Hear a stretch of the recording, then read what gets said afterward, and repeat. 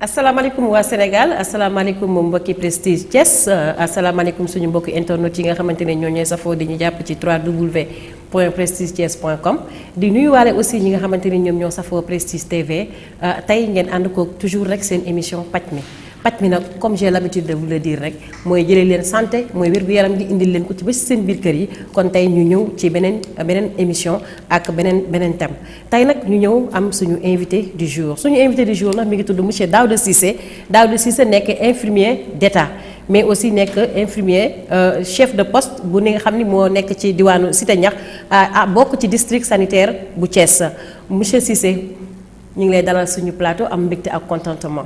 salaamaaleykum Diary salaamaaleykum waa bokk waa Thiès Prestige donc di am mbégte di ñëw teewee ci émission li ñuy def tey jii nii donc d'abord ba dañoo commencé am ay nuyoo yu may def ci sama mbokk yi nga xam ni ñoom laa nekkal d'abord di nuyu ñi nga xam ni ñooy waa Thiès Est commune Thiès Est nga xam ne sama poste de santé foofu la nekk di nuyu sama waa koñ boobu nga xam ne foofu laa nekk tamit aussi muy quartier Malamine Senghor ak quartier yi nga xam ne yëpp ñoo bokk ci poste de santé bu Cité Niax di ci boole nuyoo bi tamit aussi sunu kilifa sunu médecin chef docteur Faye muy médecin chef district sanitaire bu Thiès ak sama collègue yëpp comme infirmier comme sage-femme ak tous les acteurs yi nga xam ne ñu ngi tourner autour de la santé donc nuyu loolu laa doon ubbee di yaakaar ni waxtaan bi ñuy waxtaan tey dina amal njariñ askan bi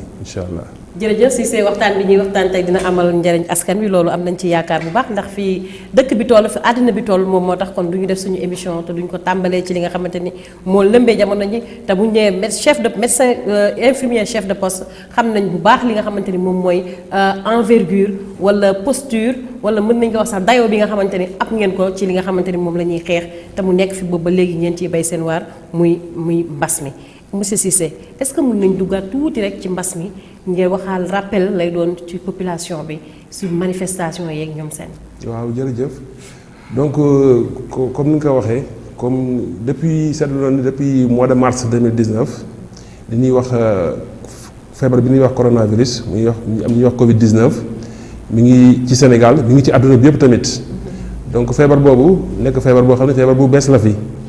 nekk nag feebar boo xam ne fu xaw a doy waar la jaaxal àdduna bi feebar bi ku nekk ñu ngi ciy jëm ay pexe mais jusqu'à présent gis nañ ni sonal na askan bi économiquement sanitairement sonal na askan bi coronavirus nag pour rappeler ko dafa am njariñ parce que dafa naa ni askan bi yëpp xam nañ fi ne actuellement koo dégg mi ngi wax waxi Covid waxi coronavirus donc mais baax na tamit aussi ñu rappeler waat li nga xam ne mooy mandargay feebar yi parce que comme li tubaab di wax naan la répétition est pédagogique donc loolu tamit dafa am njariñ pour fàttaliwaat donc coronavirus feebar la boo xam ne virus moo koy joxe doomu jàngoro bu tudd virus boobu moo koy joxe léegi nag feebar bi dafa am ni muy manifesté woo manifestation yi nga xam ne moo ci gën a fës mooy d'abord tàngaay yaram bi loolu mooy li nga xam ne moom moo ci njëkk beneen bi ci des mooy li ñuy wax céphalée mooy mettitu bopp yi yeneen ci mandarga yi tamit am na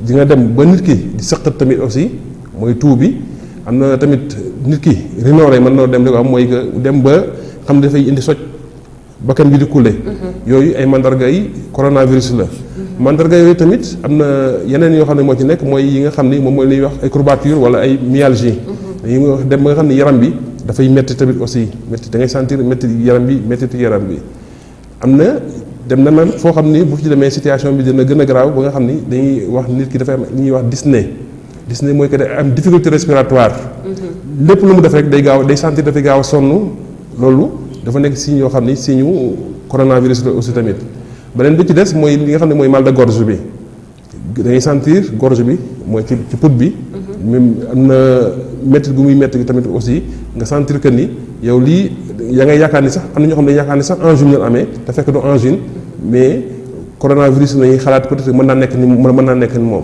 yooyu ay mandargay la dana am na ñoo xam ne tamit mën na loolu dem ba nga xam ni ay biir bi daw mën na cee am ak yeneen mandarga yoo xam ni bu situation bi demee ba gën a aggravé wu yooyu mën na cee dem ba feeñ ci mais daal loolu dañuy wax nit ñi ko loolu ku ko gis ci yow li nga war a def mooy que nga dem kër docteur ñu dem ñu seet la xool la ndax yow feebaru coronavirus wala déet. moo gën nga toog sama kër naam damaa grippe ak damaa xaw a siburu rek. taxal ma jël wala damaa tooy taxal ma jël quelques garab rek après dinaa tane. parce que loolu li ñu ci bañ mooy que nit ki toog ci këram. te yow xamuloo ndax feebar bi nga yore wala déet mën nga dem ba nga xam ne di nga wàll sa njaboot wala nga wàll ñeneen ñoo xam ne ñu ngi ciy biti donc daal pour rappel loolu la ni mën a waxaat mooy mandarga yi nga xam ni moom moo gën a fës ci coronavirus. d'accord defe naa ni loolu leer na nañ ci loolu rek la ñuy xuus daal di dugg ci li nga xamante ni mooy actuellement seetlu nañ ne la gravité de la maladie Covid bi li ñuy wax naan deuxième vague su fekkee ni mën nañ ko tuddee noonu sax. dafa gën a soxor. maanaam gis nañ ne maladie bi gën na dayo bi gën na yokk. est-ce que on peut avoir peut-être la situation actuelle ñu xam dayo bi. waaw feebar bi. boo leen seet comme ni ma ko waxee sànq ñu ngi commencé mars la commencé woon mars 2020 bientôt un an. donc boobu ba léegi ñi ngi dund ak feebar bi. bi nekkee mois de mars avril mai juin juillet ba août. boobu situation bi tamit aussi ñu ngi nekkoon situation boo xam ni situation bi danoon gën a. alarmante parce que ci situation ascendante nañ nekkoon. donc feebar bi danoon gën a yéeg. mais yàlla def na. comme ñun am na mesure yoo xam ni au niveau du Sénégal nit ñi jëloon nañ ko ba nga xam ni peut-être que taxoon na ba nga xam ni demoon nañ ba situation bi commencé waat calmé wu di wàññeeku waat vers les mois d'août ba mois de septembre octobre gis nañ ni situation bi wàññeeku woon na bu baax. mais situation bi wàññeeku boobu moo tax relâchement bu bari am relâchement bi nag bi ñu amee moo taxaat au mois de novembre ñu gisaat situation bi gën a élevé waat moom la ñuy wax loolu la ñuy tudd fi mu nekk nii actuellement deuxième vague. te deuxième vague boobu seetlu na ni moo gën a metti li nga xam ne mooy première vague bi. parce que bu ñu xoolee taux de mortalité bi ak taux de contamination bi ci la gën a élevé donc il y a beaucoup plus de maladies de malades par rapport ak li nga xam ne moo nekkoon première vague bi ak il y a beaucoup tamit taux de létalité bi mooy ñi nga xam ne dañ ci ñàkk seen bakken ñooñu tamit ci la gën a baree. parce que boo leen seetloo boo leen seetaan li nga xam ne mooy xibaar yi nga xam ne moom la ministère de la santé di joxe bis bu nekk gis ngeen ni. chaque jour gis nañ ni ndeetali bi dafay gën a yokk te loolu vraiment war nañoo jàngat lu bari ñu xam ni situation bi dafa nekk situation grave te li nga xam ne moom moo nekk ci deuxième vague bi xam nga virus dafa nekk doomu jàngoro boo xam ni dafay li ñuy wax dafay muté wu day changé. loolu mutation boobu nag ñun dañoo dem ba nga xam ne am na beneen variante boo xam ne dugg na ci biir dëkk bi. te boobu mooy li nga xam ne moom mooy li gën a garaaw moo tax fi mu nekk nii contamination bi gën a garaaw. ba pare taux de létalité bi aussi tamit gën a yokk. taux de mortalité bi. waaw taux de mortalité mooy taux de létalité moom la ñuy wax létalité mooy taux de mortalité bi. voilà donc taux de contamination bi yokku na mais taux aussi de létalité bi aussi tamit yokku na donc loolu daal fi mu nekk nii moom mooy li nga xam ne moo nekk dëkk bi donc moo tax population bi war nañoo jéem a gën a farluwaat par rapport ak seen comportement pour ñu mën a fexe ba nga xam ne dinañ fa mën a jëlee mbas mi. ci comportement yooyu sax xam naa ci lañ lay si laa lay laajee tamit beneen laaj mooy que ni gis nañ ne première vague bi dañ doon wax naan ne mag yi lay gën a sonnal mag yi ñoo ci doon ne mais gis nañ ci deuxième vague bi aussi les données ont changé on a vu que vraiment jeunes yi wala même ñi nga xamante ni dañoo nekk les xaw ma les jeunes pas wala les jeunes mères sax de seen taux aussi de mortalité comme ni ngeen koy waxee yéen seen jargon sanitaire donc am na changement bu baax bu ci am est-ce que thèse boobu fondé na. waaw xam nga feebar bi ñëpp lay dal mën a dal kenn ku ñëpp nga à partir de bi nga juddoo ba keroog ngay am 60 ans et ba nga nekk ni nga nekk mag feebar bi mën naa dal ñëpp mais seetlu na ni feebar bi ñi nga xam ne ñoom la gën a sonal mooy mag ñi. parce que mag ñi lu tax mu leen gën a sonal mooy que d'abord boo leen seetloo mag ñu bari am na feebar yoo xam ne moom la ñuy àndale ak moom lu ñuy wax comorbidité bi. mooy surtout les maladies yi nga xam ne mooy maladie cardiovasculaires yi comme lu demee ni HTA tension mooy li ñuy wax tension wala mu nekk cardiopathie wala mu nekk loo xam ne tamit diabète la feebar yooyu ñi nga am ñooñu la coronavirus wala Covid 19 di gën a sonal. te ñooñu feebar yooyu bu ñu koy seetloo ñi ngi ëpp ci ñi nga am mooy mag ñi mais waxuñu ne ni du dal xale yi xale yi mën na noo am feebar bi parfois dem ba wér te yenn saa yi sax doo dem hôpital faju ji parce que ce système immunitaire moo gën a dëgër système immunitaire yi nga xam ne ay mën nañu. mais est-ce que du am ay njeexital aussi si seen organisme. non si mën naa am njeexital seen organisme parce que feebar bi képp ku mu dal mën na dem ba am ay li ñuy wax ay séquelles yoo xam da koy bàyyi ci yow. ay mooy séquelles mooy ay mandarga yoo xam ne même boo ci wéree sax après mën na ko bàyyi ci yow moo tax ñun ñu jéemoo war a mën a fexe ba nga xam ni feebar boobu dinañ fexe ni ñu ci mën a gën a moytoo moo gën surtout suñu wàllu mag ñi suñu kilifa yi.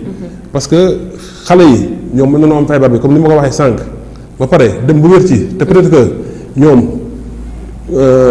mën nañ cee bañ a jëlee benn yenn laranga yu métti yi mais mag ñi ñoom comme ci dal du ci ëpp loolu laranga da ciy am parce que kii résultat yi nga xam moom lañ am au niveau du Sénégal muy taux de létalité bi li ñuy wax taux de létalité wala seetloo xale yi nga xam ne dañoo soog a judd ba ñu am fukki at ak ñeent amuñu kenn bi ñu commencé ba léegi amuñu kenn koo xam ne am na ci feebar bi mais à partir de 15 ans jëm ba 19 ans am nañ ci lu mat 2 personnes yoo xam ne amoon nañ feebar bi ñoo xam ne dañ cee gaañu. dañ cee loru. daal moo xam ne loru nañ ci. mooy ñi ci xam dañ cee loru mais boo xoolee ñi nga xam ne ñoo ci ëpp ñu ci loru mooy les plus de 60 ans ñooñu dem na ba 82% ñooñu mooy ñi nga xam ne ñoo ci loru ci feebar bi donc c'est les plus de 60 ans. parce que ñoom seen système immunitaire moo gën a faible. encore comme ni ma ko waxee sànq tamit aussi dafa am feebar yoo xam ni dafay nekk ci ñoom muy li ñuy wax HCA tension muy diabète muy asthme muy ay cancer feebar yooyu bu nekkee ci yow tamit aussi dafay wàññi système immunitaire ba nga xam ni doomu jàngoro bi bu la dëggee mën na lor très rapidement. ñu demaat kon rappel rek bu ci li nga xamante ne mooy mesure préventive yi aussi. am na solo waaw mesure préventive yi. comme ni ñu ko commencé woon depuis le début defe naa ni mesure préventive bi ci njëkk mooy li ñuy wax les mesures barrières yi c'est d'abord le port de masque. boobu moo ci njëkk nit ñi war na noo fu nu mënti nekk ñu sol masque surtout bu ñuy génn ak di dem ci mbooloo masque moom lu nu war di sol la donc loolu moom ñu ngi ci waxaat nit ñi bien que ni am na ñoo xam ne naan masque bi daf may sonal masque bi daf may fatt mais parfois masque bi sonal la moo gën feebar bi ñëw dal la nga ñëw lor sa bopp loraale tamit aussi say mbokk beneen bi ci des mooy li ñuy wax lavage des mains chaque fois dañuy conseiller nit ñi boo génnee boo ñëwaat sa kër nga ut ndox raxasu ndox ak saabu boo amul ndox ak saabu ñi nga xam ne dañuy génn sa nekk ci seen kër ñu utaale gel hydroalcoolique di ko utiliser pour nga xam ni dina mën a fexe ba nga xam ni feebar bi mën naa bañ a continuer wàllante bi ñu wàlle tamit aussi li nga xam ne mooy saafonte bi mooy nuyoo bu bari beeg accolade beeg yooyu tamit aussi mën na nekk yoo xam ne fi mu nekk nii war nañu ko mën a wàññi bu baax respecter li nga xam ne mooy distanciation physique bi au moins nit ñi bu nekkee ci benn mbooloo bu xaw a tuuti sax au moins ñu am distance boo xam ne au moins distance su 1 mètre loolu daal vraiment mooy mesure barrière yi nga xam ne ñi ngi koy conseillé waat nit ñi pour ñu gën koo mën a respecter pour que parce que loolu fi mu nekk nii loolu kese moo ñu mën a génne ci li nga xam ne mooy mbas mi ak situation bi ñu nekkee nii fi mu nekk nii.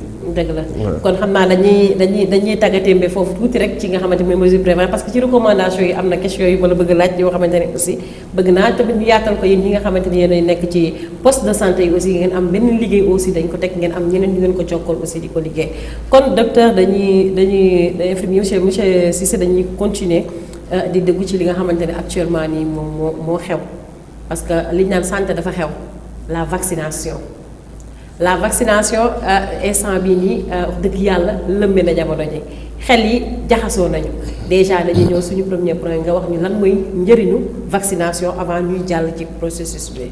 waaw vaccination mooy li nga xam ne moom la ñuy ñaq defe naa ni Sénégal gépp war na xam la mooy ñaq.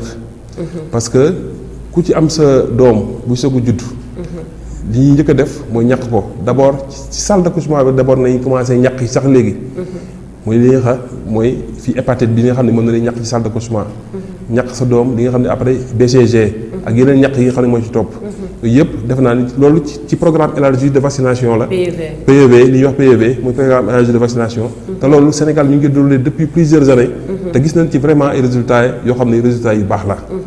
donc pour ñëwaat li nga xam ne moom mooy ci ñaq bi nga xam ni. moo ñu soxal tey. muy ñaq bi nga xam ne mooy ñaq Covid 19 bi. ñaq bi li may njëkk wax sénégalais yi mooy que ñaq bi dafa nekk vaccin boo xam ni efficace lay wax et sûr d'abord. xam nga ñaari mooy dafa nekk mooy am solo efficace et sûr. et sûr lu tax moo wax loolu nag. mooy que parce que bien que ni seetlu na ni ci réseaux sociaux yi wala ci yenn plateau de télévision yi wala ci yenn mbooloo yi wala ci yenn médias yi ñu ngi ciy dégg wax ji xaw na bari mais il faut que ñu xam ni depuis que le monde est monde. am na ñoo xam ni ils ont été toujours contre la vaccination. loolu dafa mas di am. ñoo xam ne ils ont été toujours contre la vaccination bien que ni ay borom xam-xam nanu ñëpp xam na ni am nañu xam-xam mais dañuy nekk contre la vaccination àdduna moo tëree noonu mënoo am unanimité ñëpp d'accord ci benn affaire pour nga am ko. dina jafe trop mais ñaq bii yi nga xam ne mooy Covid 19 donc loolu mooy li nga xam ne moom moo ñu mën a génne ci situation bi ñu nekk ci mbas mi ñu nekk. parce que àdduna bi ba mu nekkee ba léegi. épidémie bi mës a am ci vaccination la terminé. coronavirus nag nekk na fi ñu ngi ci doon xeex avec les mesures barrières bien que ni xam nañ ni mesures barrières yi am na njariñ mais il faut que ñu boole ci li nga xam ne mooy vaccination bi pour mën fee jëlee. li nga xam ne mooy mbas mi ñu nekk. vaccination bi nag am na vaccin yu bari yoo xam ni xam naa dinañ ci ñëwaat. ak ban façon lañ koy defee. ak kañ lañ koy def. tamit ak ñi nga xam ne ñun ñoo ko war a def tamit aussi. waaw loolu moom am na solo parce que yow ñu ngi lay gis nii si écran bi nga commencé déjà sa campagne. si sa fi nga xamante ni moom mooy sa poste de santé bi nga xam ne fa ngay liggéeyee. ba pare ñu ne ci li ñu dégg mooy première ligne bi defe naa ne c'est l'équipe sanitaire maanaam. ñeen ñi nga xam ne yéen a nekk ci bërëbu fajukaay yi. alors ñun gis nañ ni lan mooy seen taxawaay yéen. si bërëbu fajukaay en plus aussi ngeen wax ñu aussi processus bi aussi nan lay demee parce que am na ñu ba tey ñoo xam ne ñu ngi naan vaccin yi wóorul wala baaxul wala doyul. voilà léegi pour vaccin yi. li ma ci wax d'abord il faut ma rappeler li nga xam ne mooy vaccin yi nga xam ne moom moo am ci àdduna bi fi nekk nii. am na vaccin bi ci njëkk mën nañuy wax Pfizer. am na vaccin bu ñuy wax Moderna. am na bu ñuy wax AstraZeneca.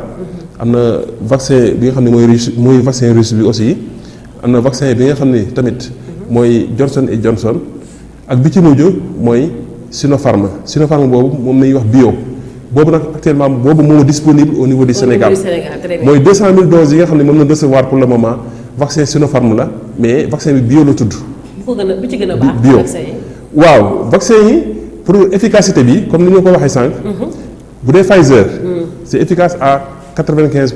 95%. Moderna bi c'est efficace defe naa ne à 90%. vaccin russe bi 92%.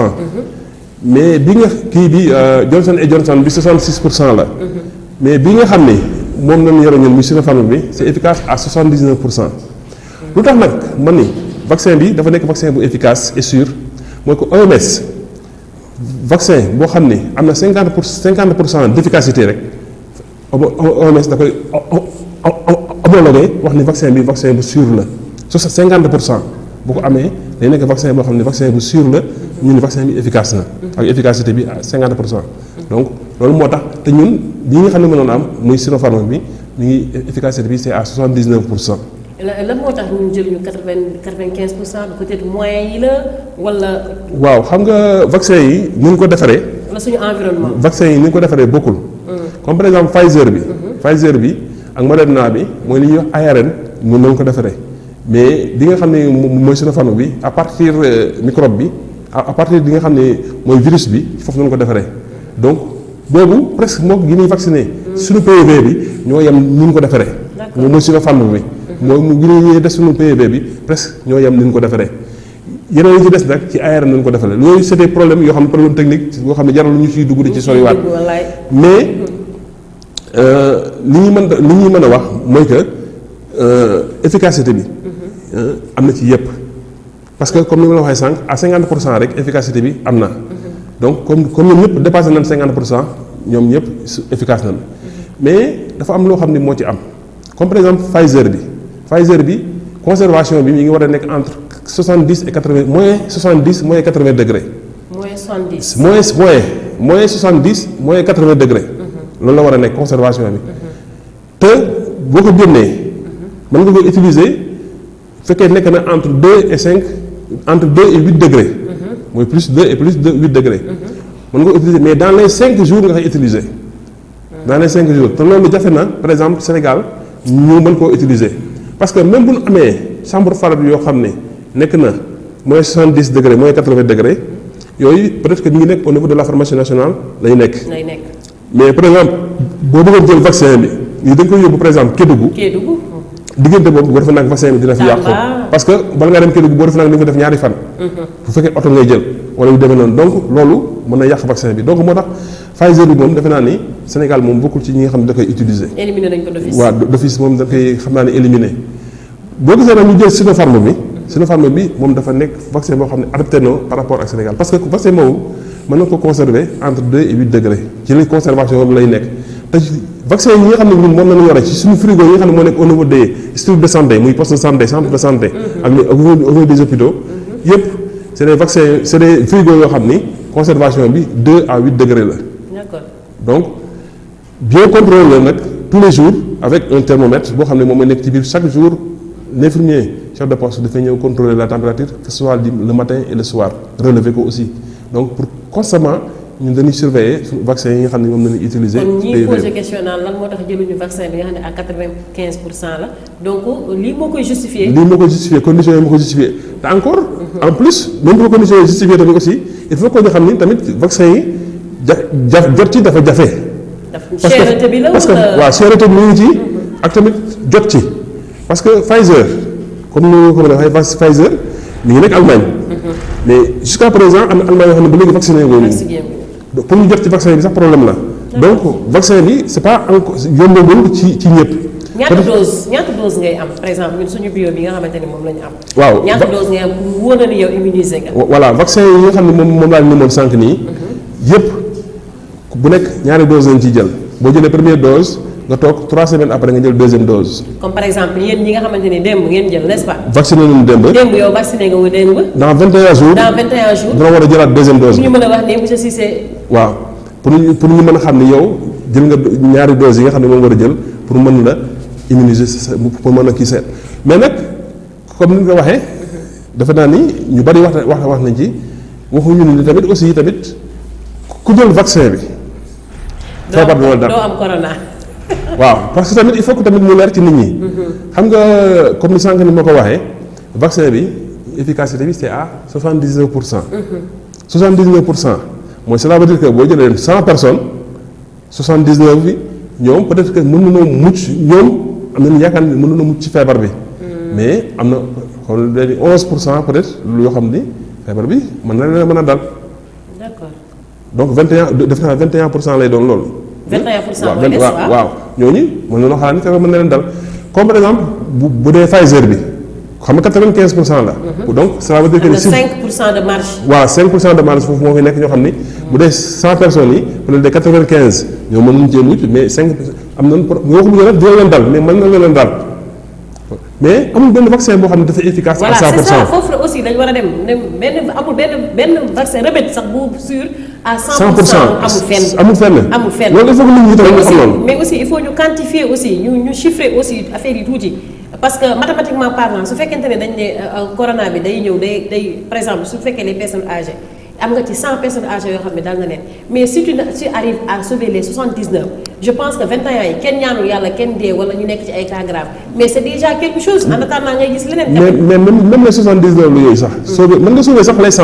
c'est possible parce que vaccin bi il faut que nit ñi xam tamit aussi même bu ñu vacciné wu on va continuer à respecter les mesures barrières. merci il faut que loolu tamit nit ñi xam ko waxuñu ne ku ñaxu rek da ngay toog dootoo sol masque dootoo ndax seen loxo dootoo am distance ak nit ñi. ak yooyu donc même avec la vaccination on va continuer à respecter les mesures barrières parce que il faut que ñu xam que feebar bi même bu fekkee des na ci benn nit mën naa demaat ba affaire bi kii mën na wëndeeluwaat. mais comme sànq dama ko waxee woon sànq demoon na ba nga xam ni boo seetaan situation bi demoon nañ ba am parfois journée bi ñuy am ay 10 ay 5 wala 10 cas ak yooyu mais gis nañ ni ñu demaat ba mois de septembre octobre novembre affaire bi commencé yéegaat parce que les gens se sont relâchés nit ñi mesures barrières yi respecté tuñ ko transport bi nit ñi commencé waat marché yi nit ñi encore continué waat ci loolu continué waat ci réew mi ba ñu gën a nekk vraiment situation bi tamit aussi tamit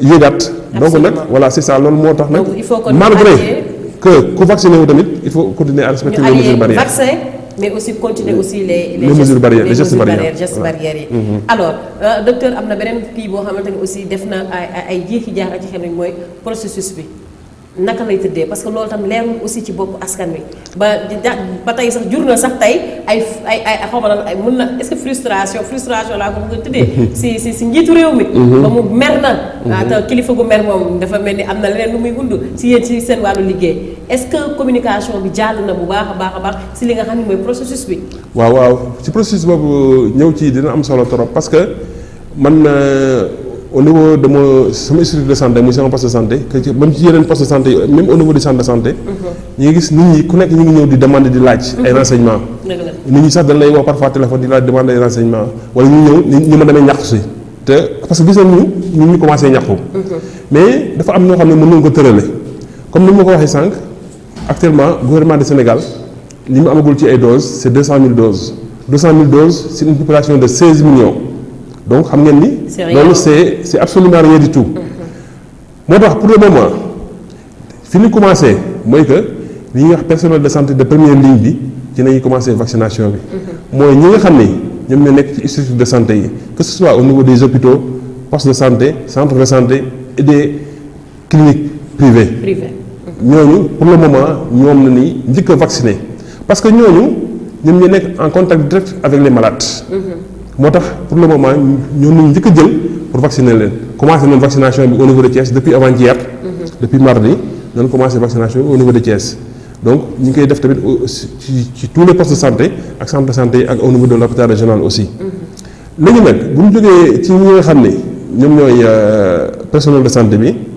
dañuy dugg ci ñi nga xam ne ñooy les personnes âgées avec comorbidité cela veut dire mooy ñi am plus de 60 ans ak jàngoro boo xam ne comme par exemple maladie chronique yi quoi maladie chronique yi comme tension wala diabète wala asthme wala cancer wala cardiopathie yooyu feebar yu mel noonu bu nekkee ci yow ñooñu mooy ñi nga xam ne ñooy deuxième ligne bi ñoom lañu njëkk a ñax à part personnel de santé bi ñoom lañu njëkk a ñax bu ñu jógee ci ñooñu ñu ñax ñi nga xam ni ñoom ñoo am entre 19 ans ba 60 ans te am comorbidité comme mag ñi comme mag ñi am feebar yooyu nag ñu doon sànq muy feebaru tension beeg diabète beeg yooyu mooy troisième ligne bi beneen bi ci topp mooy ñi nga xam ne dañoo am juróom benn fukki at ak lu ko topp te amuñu benn feebar ñooñu ñoo ci topp bi ñu ci topp nag mooy ñi nga xam ne dañoo am fukki at ak juróom-ñeent ba juróom benn fukki at te amuñu benn feebar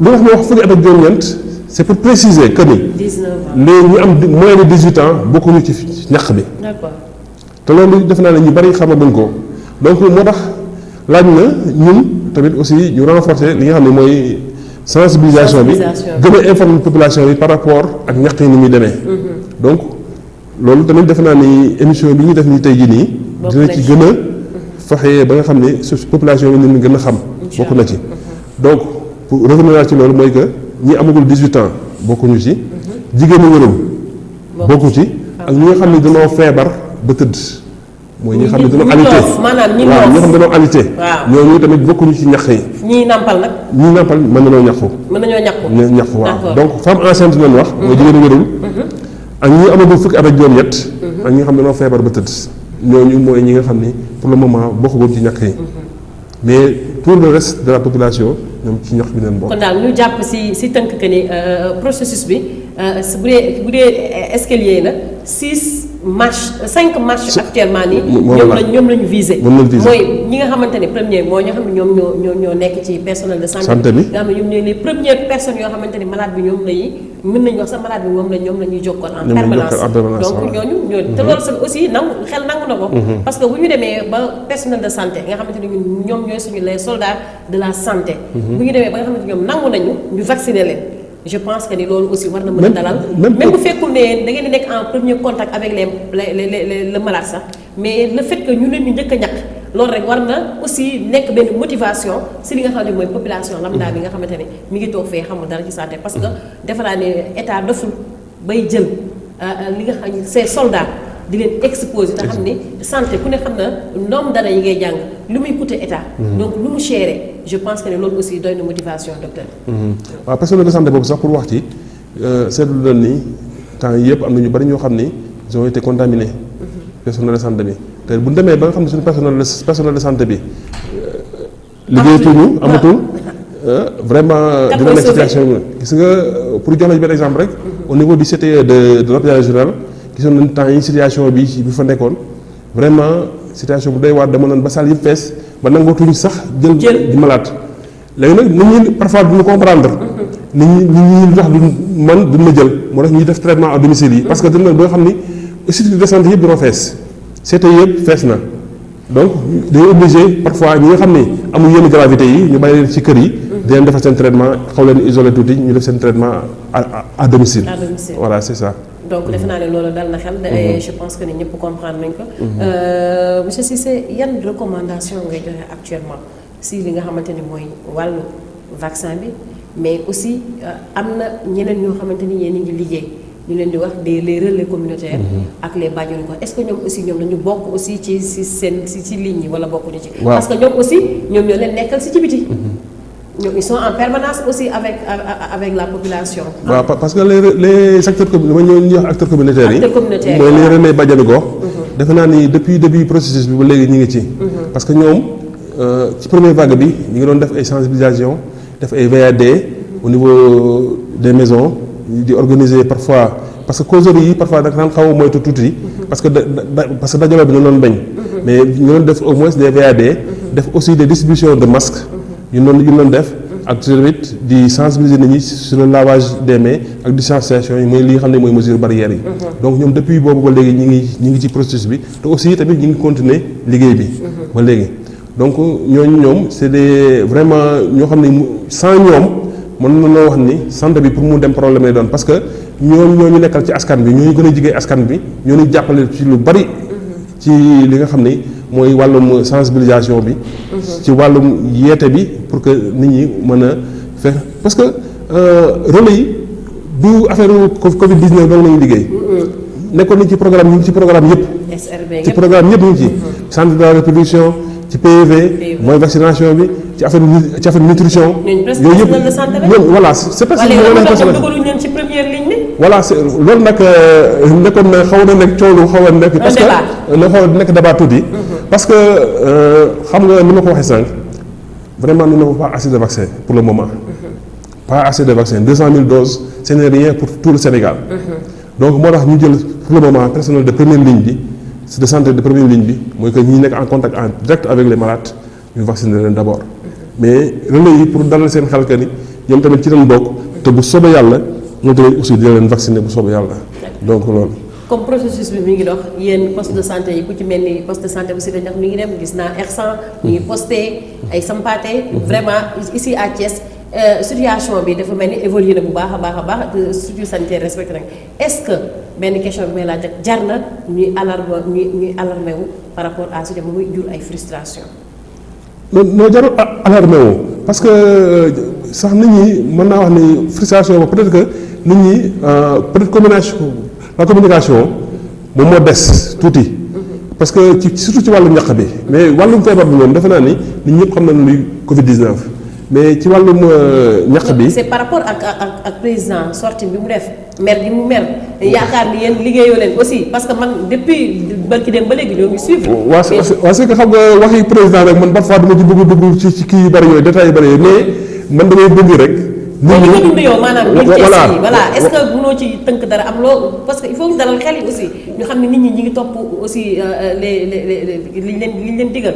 waaw parce que man plus tard que tey rek nit ñi ñu ngi ñëw di ma demander kañ la ñuy ñàkk nit ñi ñëw di ma bëgg a ñàkku mais pour leeral foofu noonu. li may bëgg a wax nit ñi mooy que comme ni nga waxee mooy ñi nga xam ni mooy deuxième ligne bi. mooy les personnes âgées. pour le moment am comorbidité ñooñu nan dem ci poste de santé wala centre de santé wala hôpital bu ñu gën a jege ñu dem. ñu inscrire foofu. très bien. parce que am na benn plateforme bu ñu tijji. voilà loolu problème la. parce que ñëpp mënuñu am jotuñu ci plateforme bi. voilà plateforme bi. kooku c'est électronique mais au niveau des structures de santé mën nga dem foofu ñun am na benn kii bu ñu am boo xam ne ku ñëw dañ lay inscrire foofu. d'accord jël sa tur sa numéro carte d'identité sa âge fekkee am nga yenn feebar yi tamit aussi ñu bindaale ko ak sa numéro téléphone. bu soobee yàlla du vaccin yi ñëwee ñooñu ñu njëkk a vacciné ñooy priorité d'abord. mooy personne troisième âge bi avec comorbidité. bu ñooñu jeexee nag ñu soog a dugg ci yeneen yi ñu ci des mooy ñi nga xam ni li ma waxoon sànq ñi amoon fukki at ak juróom-ñeent ba 60 ans. ak comorbidité. après ñu soog a dugg ci ñi nga xam ne personnes âgées yi sans comorbidité mooy les 60 ans sans comorbidité. soog a dugg ci ñeneen ñi ci des donc par processus la donc il faut que nit ñi ñu xamee ko noonu mais li may wax nit ñi daal ku ci pour le moment ku ci am 60 ans avec comorbidité na dem ci structure de santé bi ko gën a jege. bu ñu gën a jege mu dem foofu ñu inscrire ko. très bien loolu. jarul di inscrire sax ci plateforme bi na dem foofu ñu inscrire ko directement au niveau des postes de santé centre de santé wala au niveau des hôpitaux. loolu defe naa ne leer na nañ ci ay docteurs am na monsieur Cissé am na importance trop ñu taxaw foofu ñu wax ci ñu leeral ñu baamtuwaat ko ne ñi nga xamante ni jotewuñu ci plateforme parce que du ñëpp ñoom ñoo am smartphone yi mën a dugg fii wala am connexion pour dugg mais surtout ñi nga xamante ni deuxième ligne bi ñoom la concerné ñoom ñi nga xamante ni aussi ñoom peut-être seen njàng yi peut-être sori ba mën a dugg ci yenn kii nañ dem ci structure de santé bi leen gën a jege ñu inscrire fa. mais inscription bi da ngay ñëw rek damay inscrire wala da ngay indi pièce à conviction yoo xam ne. voilà da ngay indi sa pièce. mooy sa carte d'identité indaale ko parce que dañuy jëlaale numéro carte d'identité bi. aussi tamit dañuy xoolaale âge bi parce que mën ngaa ñëw ne am na 60 ans te fekk amoo 60 ans moo tax da ngay indaale sa carte d'identité ñu xool sa âge. léegi ñi nga xam ne dañoo wax ne dañoo am yenn feebar yi tamit aussi.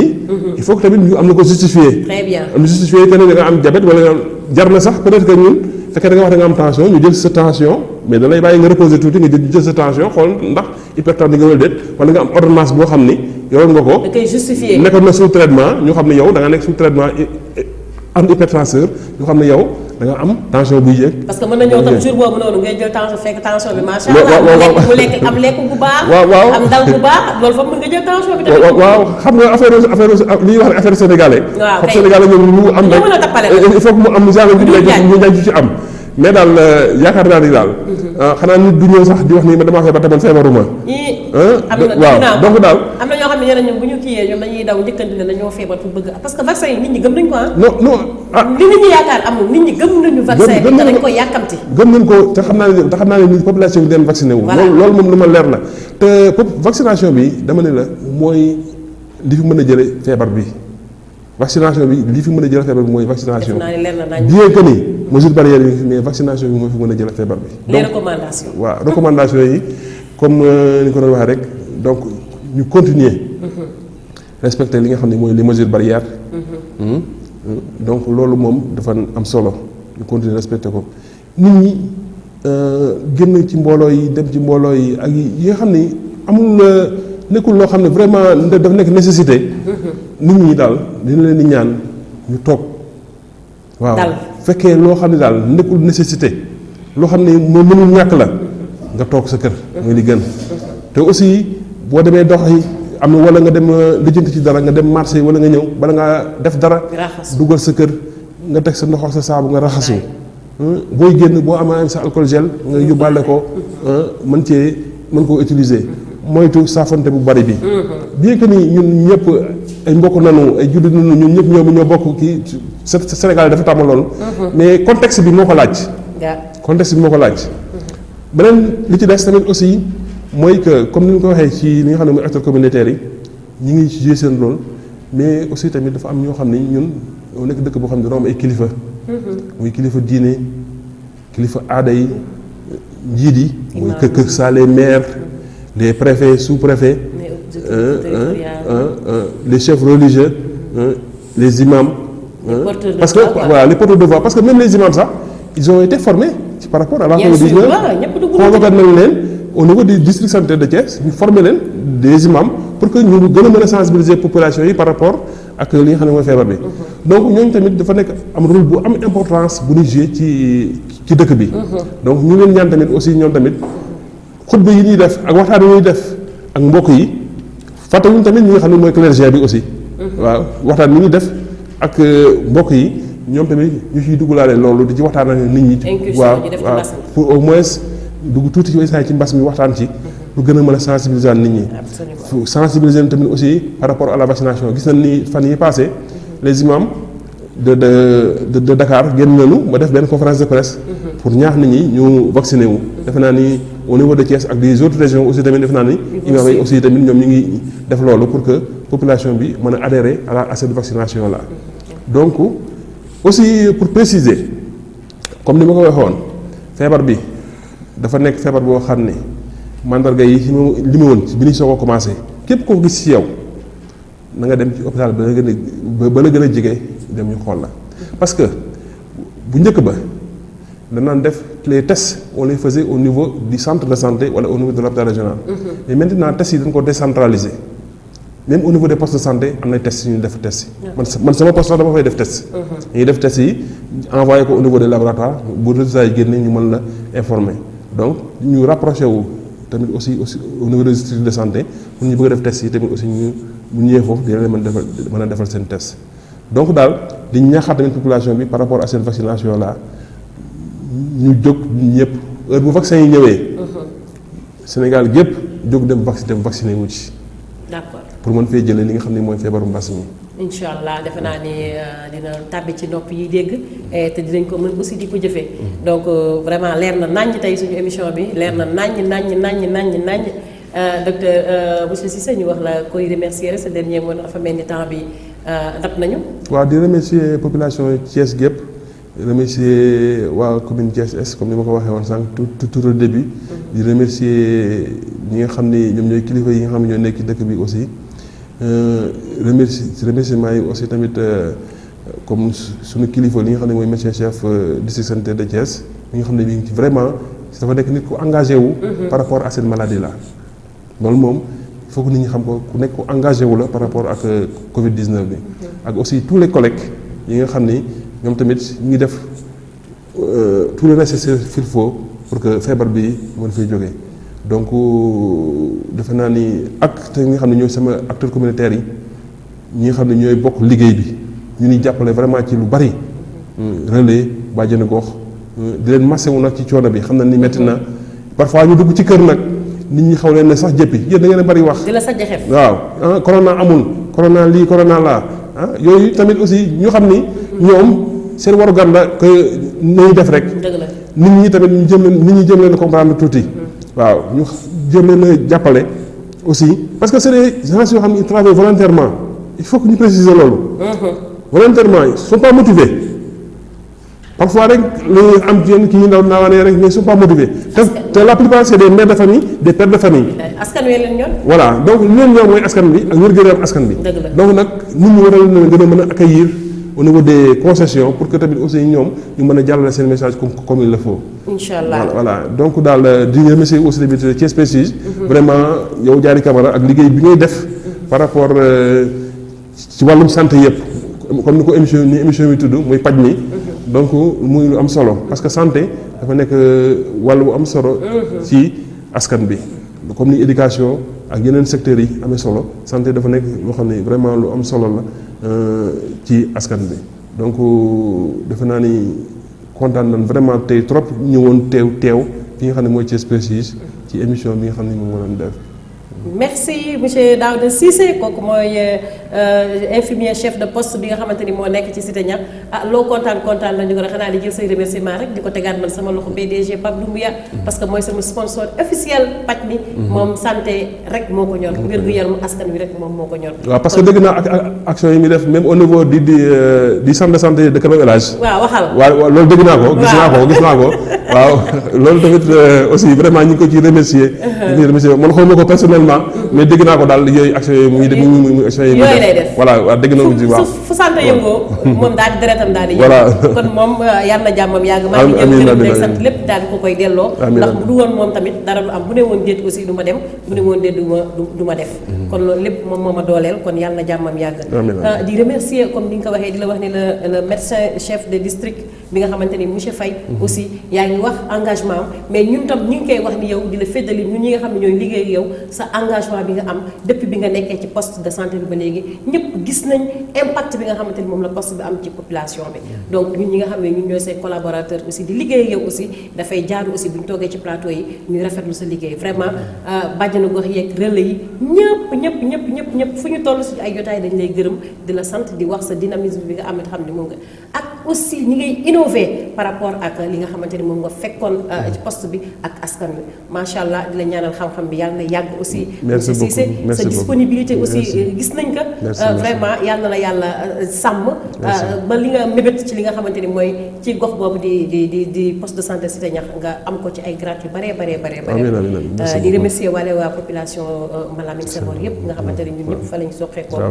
maam la di remercier aussi ñi nga xamante ni mooy bàjjenu gox Thiès Est yëpp le conseil consultatif Thiès Est yi nga xamante ni ñun ñëpp dañu jokk ci ñoom di jël suñu remerciement ak suñu ngërëm ak suñu encouragement aussi di ko teg ci loxo coordinatrice yi ak présidente yi ñu jàllaleen ñu ko ci askan wi yëpp tey nag ma àndoon ci sama cabine technique bi Adama la àndaloon sama xarit ak El Hadj ñoo fi nekkoon mais Modou Aïcha aussi duma ko bàyyi ginnaaw ak Daouda ñooñu samay compagnon lañ de guerre waaw di wax ni Moussa aussi mooy ki may tàmm di àndal à chaque fois ci samay sorties ci paj mi aussi maa ngi leen di remercier tey nag di dem ba INEFJA jël sama sant ak sama ngërëm teg ko ci loxo Khadija temps yëpp moom mooy gunge tamit ci maquillage bi ci sorties yi dafa bëri macha allah sama stagiaire boobu maa ngi koy gërëm di gërëm waa INEFJA yëpp aussi à travers elle kon di leen jox rendez-vous ba beneen émission ci beneen thème ak paj mi